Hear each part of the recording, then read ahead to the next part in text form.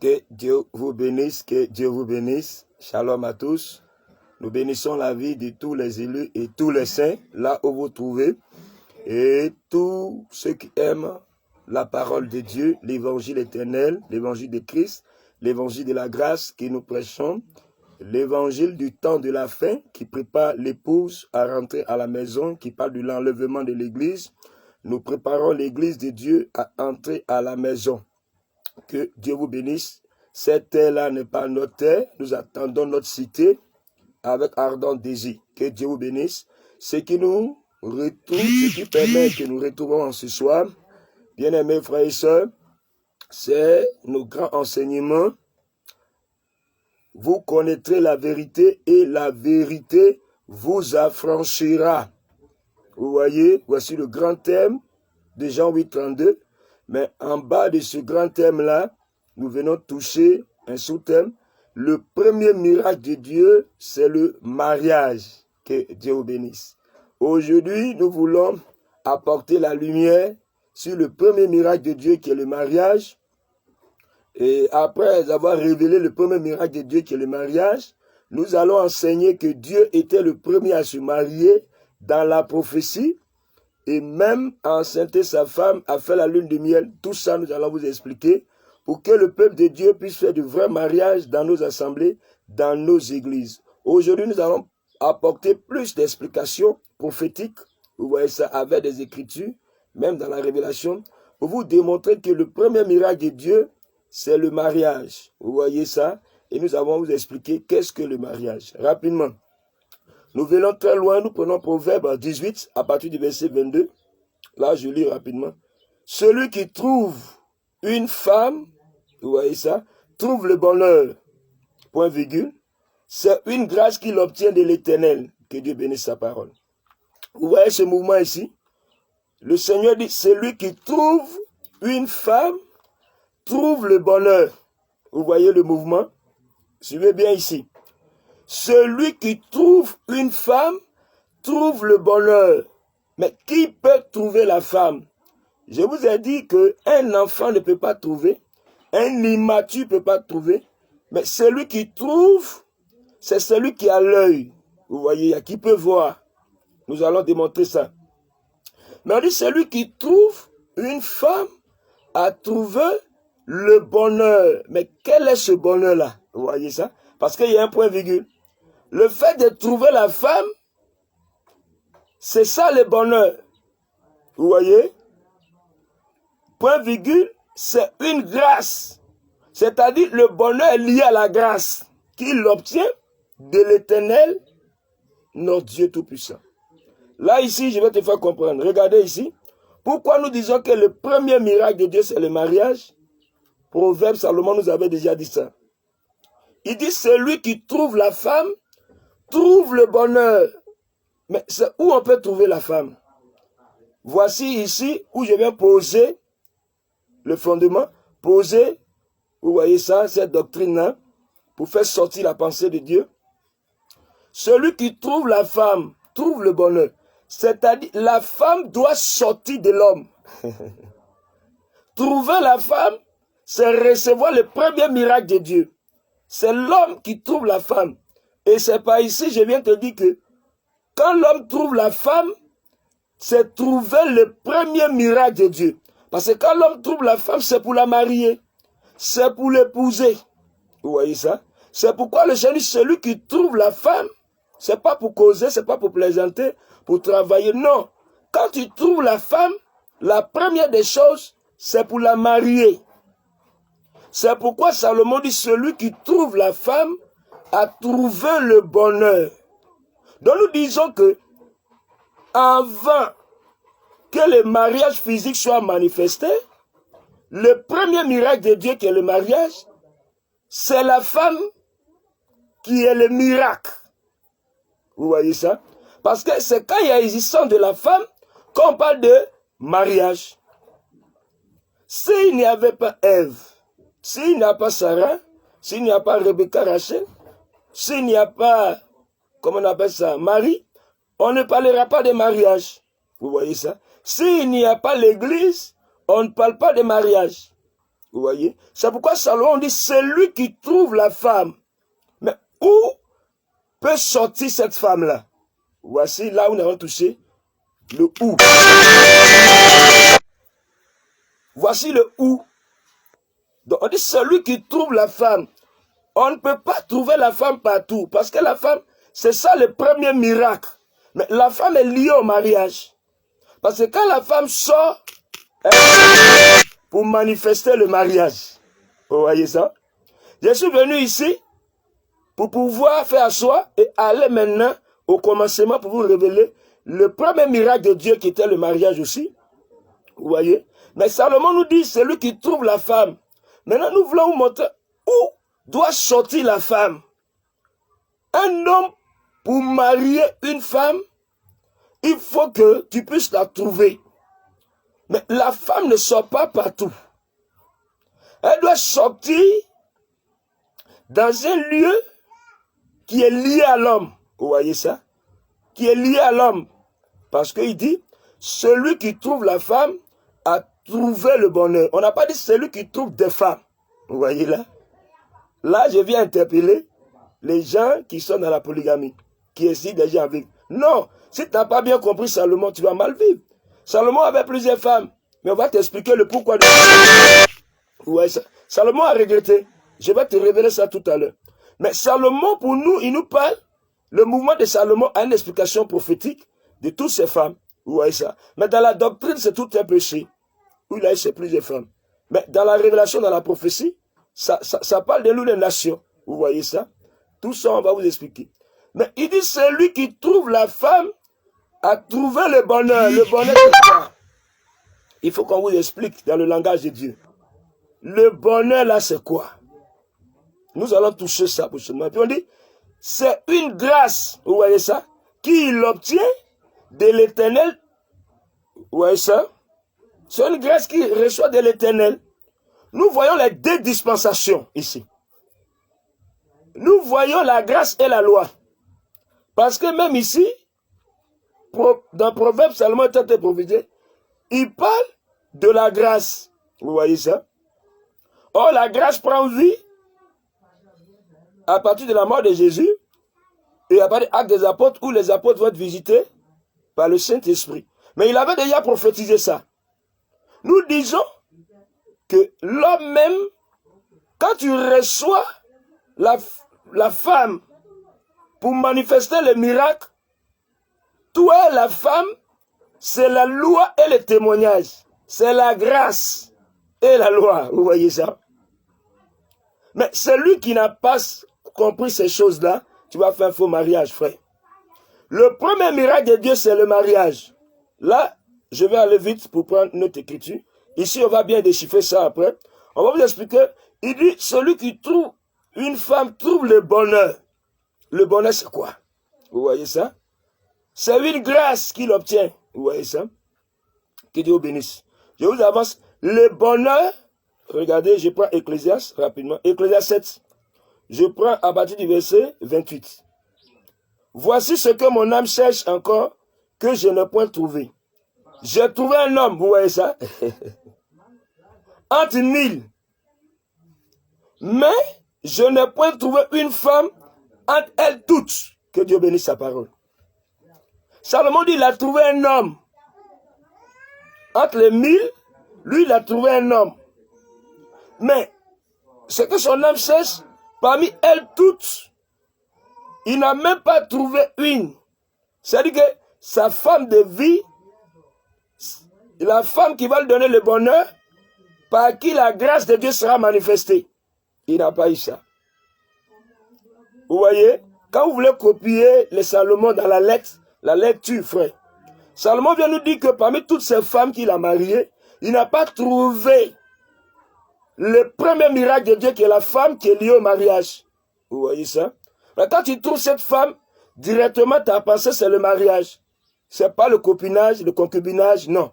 La première pensée, quand tu trouves la femme qui est le premier miracle, vous voyez ça, de Dieu qui est le mariage, vous voyez, tu penses à la marier, pas marche, pas copinage, non. Ta pensée c'est le mariage. Mais Salomon dit il n'a pas trouvé. Je prends le verset 29. Seulement, voici ce que j'ai trouvé, c'est que Dieu a fait les hommes droits, mais ils ont cherché beaucoup de détours. Vous voyez des prédicateurs qui prêchent la polygamie, d'autres qui prennent mal sur le mariage. C'est pas les fautes. Salomon a déjà dit ça ici. Ça a commencé depuis le commencement. Ils ont cherché des détours. Ils voient la femme, c'est maintenant, à l'église, on dit, on va s'étudier, on va prendre le temps de se préparer. Non, frère. L'homme cherche des détours. Il cherche des détours. Tout ça, on va bien expliquer. Donc, les hommes ont ajouté pour trafiquer le premier miracle de Dieu qui est le mariage. Je vais aller vite. Là, nous partons maintenant. Vous avez déjà vu ça? Voilà. Donc, nous partons à la source. Parce que nous voulons toucher Dieu. Au commencement, Dieu créa les cieux et la terre. Vous voyez? Nous disons que le premier miracle de Dieu, c'est le mariage. Mais en réalité, c'est la femme. C'est la femme, parce que nous voulons toucher la providence. Celui qui trouve la femme a trouvé le bonheur. Mais d'où sort la femme? Voilà. Donc, c'est le où nous cherchons. Où est sortie la femme? Où doit quitter la femme qui un véritable fils du ciel doit marier? Les gens mentent aux gens pour dire, quand tu maries une femme, si tu as fait un faux mariage, tu vas aller en enfer. Mais celui qui fait un faux mariage, ce n'est pas un fils du ciel. Aucun des fils de Dieu dans la Bible n'a fait un faux mariage. Vous voyez? Que Dieu vous bénisse. Regardez ici. Dieu, au commencement, créa les cieux et la terre. Il y a tout un « et ». Mais regardez le verset 2. La terre était informe et vide. Il y avait les ténèbres à la surface de l'abîme. Vous voyez? Et l'Esprit de Dieu se mouvait au-dessus des eaux. Mais au verset 2 ici, on nous explique que la terre était informe et vide. C'est-à-dire, la terre n'avait pas encore de vie. Il n'y avait pas de vie. Elle était informe. La terre n'avait pas encore pris forme. Vous voyez ça? Mais l'Esprit de Dieu était là, mais les ténèbres étaient à la surface de l'abîme. Il faut bien écouter ce mouvement. Maintenant, nous venons au verset 6. Pour comprendre ça. Je vais paraphraser, vous pouvez le lire. 6 jusqu'au verset 9. La Bible dit que Dieu va faire. Il y a une étendue entre les eaux d'en haut et les eaux d'en bas. Vous allez voir que c'est l'eau que Dieu va prendre pour créer les cieux. Vous voyez ça? Il va créer le ciel avec l'eau. Et puis le reste de l'eau qui est resté au-dessus du ciel, Dieu va dire que cela forme un bloc. Et c'est ce bloc-là, il va appeler le sec qui sera appelé terre. Donc nous disons quoi? C'est le reste de l'eau qui a formé le ciel que Dieu va prendre pour former la terre. Donc par là, nous disons que la terre est sortie du ciel. Vous voyez ça? Que Dieu bénisse sa parole. Parce que c'est le reste de l'eau qui a formé le ciel. C'est ça que Dieu va prendre pour former la terre. C'est pourquoi en Genèse 1, verset 1er, on dit Dieu crée les cieux et la terre, mais au verset 2, on dit la terre était informe et vide. Ça veut dire quand Dieu créait les cieux, il n'avait pas encore commencé à manifester la terre. La terre existait, mais elle n'avait pas encore pris de forme, elle n'avait pas encore de vie. Ça veut dire que la terre était cachée dans le ciel. Vous voyez là? Nous sommes en train d'étudier la nature pour enseigner Dieu. Vous voyez ça? C'est pas moi. 1 Corinthiens, 2 Corinthiens 11, 14. Ouais, c'est 1 Corinthiens 11, 14. La nature nous enseigne Dieu. Donc vous voyez, il y a un temps mort ici. La terre était informe et vide. Mais nous disons que la terre est sortie du ciel. Mais qui est le ciel? Qui est la terre? Vous voyez ça? Qui est le ciel? Qui est la terre? Vous voyez ça? C'est là que nous voulons expliquer. Nous ne voulons pas raisonner. Nous avons dit le premier miracle de Dieu, c'est le mariage. Maintenant, Jésus va nous expliquer qui est le ciel, qui est la terre. Rapidement. Nous sommes en train de terminer. Matthieu, nous prenons Matthieu 19. Matthieu 19, à partir du verset 3 jusqu'à 4. Les pharisiens l'abordaient et dit, pour le prouver, est-il permis qu'un homme répudie sa femme pour un motif quelconque? Par rapport à Deutéronome 24. Au verset 4, Jésus répondit, n'avez-vous pas lu que le Créateur au commencement fit l'homme et la femme. Bien aimé, Jésus vient confirmer le premier miracle de Dieu. Il dit, n'avez-vous pas lu qu'au commencement, le Créateur fit l'homme et la femme. C'est-à-dire, quand Dieu créait les cieux, c'est tout un homme qui créait. Quand il créait la terre, vous voyez ça? C'était toute une femme. Vous voyez ça? J'utilise le langage créé. Vous voyez? Mais en réalité, quand Dieu créait les cieux, c'est tout un homme. Mais Dieu formait. Il donnait un vêtement. Vous voyez ça? À un homme. Il donnait un vêtement. On va expliquer ça. Mais la terre sera créée. C'est tout un miracle. On va expliquer ce mouvement-là. Je voulais que tu vois ici. Jean 1, verset 1, au commencement, vous voyez ça? Au commencement était la parole était avec Dieu et Dieu était la parole. Mais Jésus va venir bien nous dire ici qu'au commencement, quand Dieu créait, il créait un homme. Et après, il va créer une femme. Je prends encore d'autres écritures pour me soutenir. Donc par là, nous touchons cet aspect-là pour vous amener à comprendre le mouvement de Dieu. Dieu s'est donné un corps. C'est pourquoi Genèse 1, à partir du verset 26, Dieu dit, faisons l'homme, vous voyez ça, à notre image, selon notre ressemblance, pour qu'il domine. Or, quand Dieu dit, faisons l'homme, fais attention. Il parlait à lui-même. L'homme, c'est Dieu, image, c'est Dieu, ressemblance, c'est Dieu lui-même. Mais Dieu était en train de prophétiser dans la dispensation du temps. Vous voyez ça?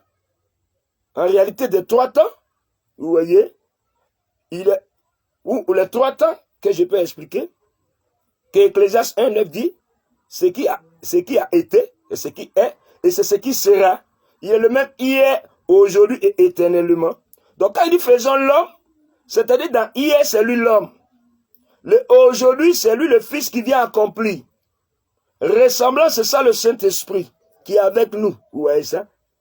Donc, le hier, c'est ça le Abraham. Le aujourd'hui, c'est ça le Isaac. Le demain, l'éternellement, c'est ça le Jacob. Nous pourrons expliquer ceci. Donc, quand Dieu parlait ça, ça ne veut pas dire qu'il y a 3 dieux dans un corps, non. Il était en train de prophétiser comment il allait se départir dans le temps pour travailler. Donc, il dit, faisons l'homme. Non, ça dit le premier homme, c'est Dieu. C'est ça, Proverbe 18, verset 4. Les paroles qui sortent de la bouche d'un homme sont des eaux profondes. Vous voyez ça? Vous voyez? Là, il est en train de faire soi, les choses. Je vais prendre ça pour vous aider. C'est des passages que j'avais déjà touchés, mais que je suis en train de répéter. Aujourd'hui, on va aller au 20. Je voulais faire 15 minutes, mais on va faire 20 minutes pour permettre aux gens de comprendre. Demain, ça là, nous allons faire 15 à 20 minutes. Voilà. Nous sommes en train de faire soi ces choses-là, c'est très important. Proverbe 18, nous allons déjà finir. Proverbe 18, à partir du verset 4. Je lis rapidement. Je lis. Les paroles de la bouche d'un homme, qui est cet homme-là? C'est Dieu.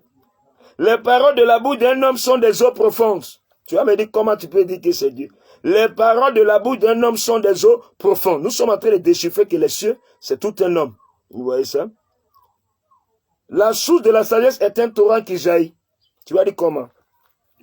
On ne raisonne pas. Je prends le livre de Pierre. 2 Pierre 3, verset 5.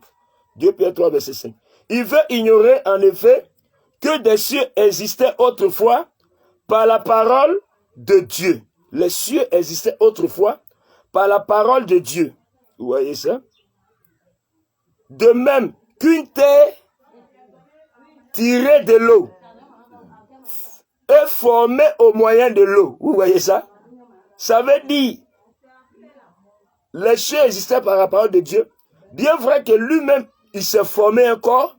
Vous voyez ça? Qui est l'homme. Mais la parole de Dieu, c'était toute une pluie et l'eau. Je vais donner encore une autre écriture pour soutenir ma thèse. Vous voyez ça? Je prends Ésaïe. Vous voyez ça? Ésaïe 55. Vous voyez? Ésaïe 55.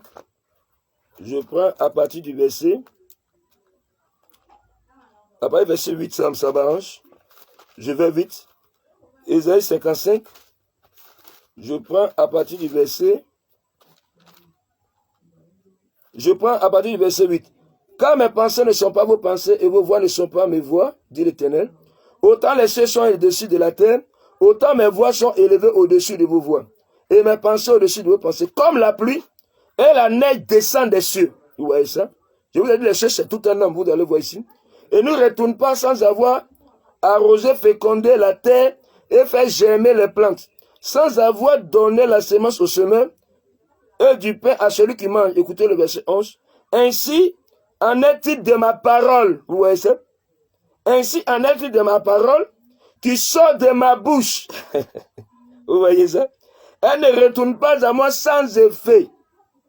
Sans avoir exécuté ma volonté, accompli mes desseins.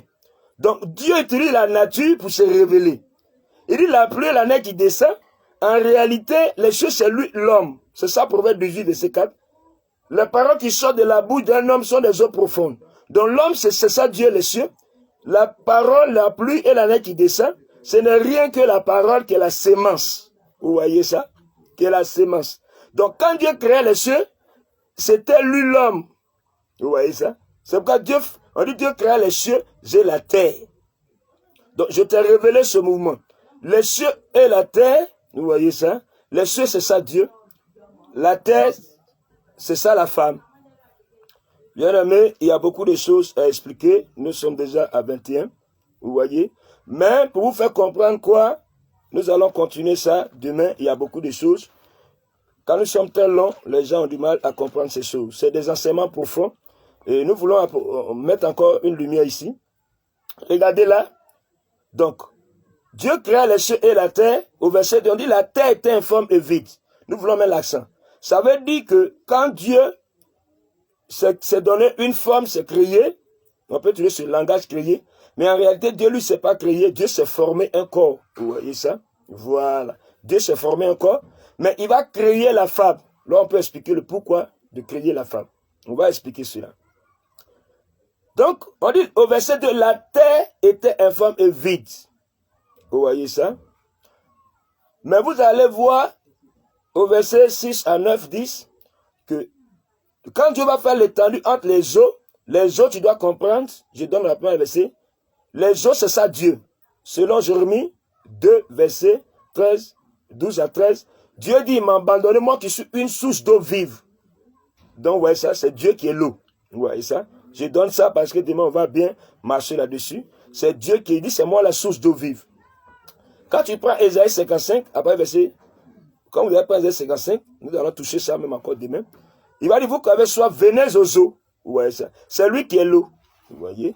Donc, quand Dieu va faire l'étendue, je vais vous révéler ici le premier miracle de Dieu qui est le mariage. Mais le premier miracle, en réalité, c'est la femme qui sort de l'homme. Voilà. C'est la terre qui sort de Dieu. Ouais, ça, c'est la terre qui sort du ciel. Voilà. Tu as vu maintenant. Donc, le reste de l'eau qui était au-dessus du ciel, Dieu va dire que cela forme un bloc. C'est ça qu'il va appeler terre. 2 Pierre 3, 5 dit que une terre fut tirée de l'eau et formée au moyen de l'eau. Vous voyez ça? C'est pourquoi nous disons que le ciel était tout un homme qui cachait toute une femme qui est la terre.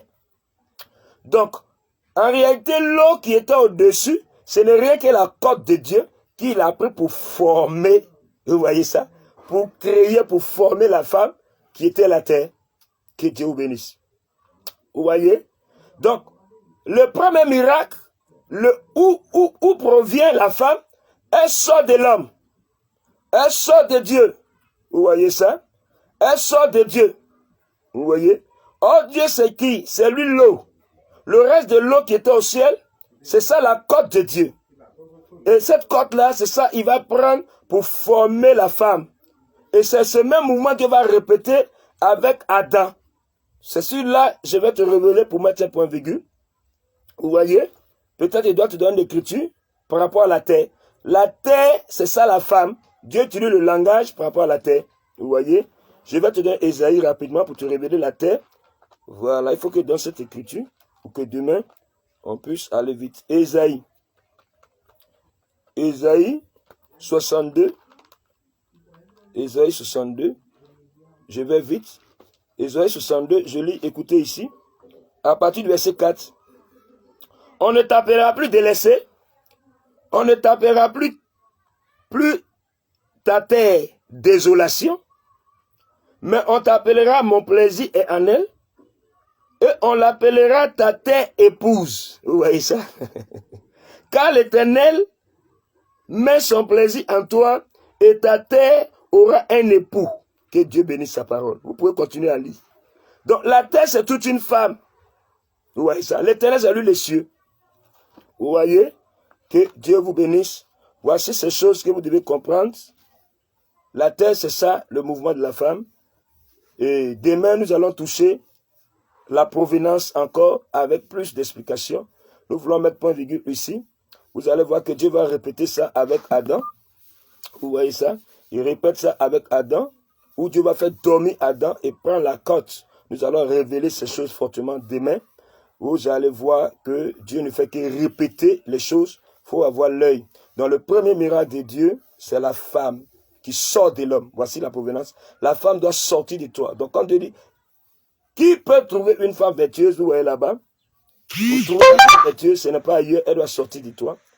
Et il dit, celui qui trouver la femme, ce n'est pas ailleurs.